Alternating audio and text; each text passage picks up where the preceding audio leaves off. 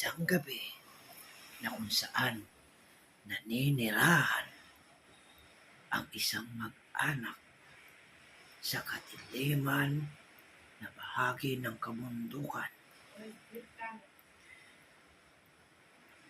At sa gabing yun, wala silang makain.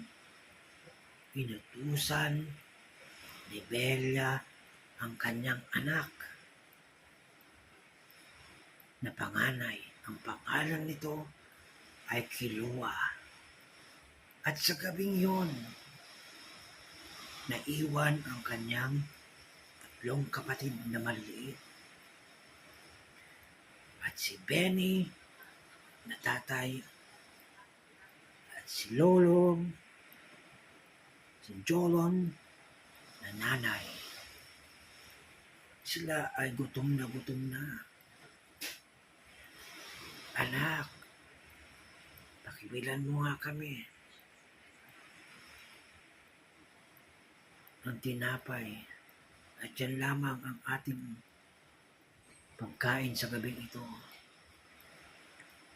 Opo, nanay, pupunta na po ako. Hindi lingid sa kaalaman nila ang lugar na kanilang tinitirahan ay punong-puno ng mapanganib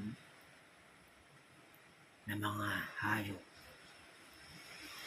At hindi lang yan, nag-aabang din ang mga engkanto at mga kababalaghan sa kanilang lugar.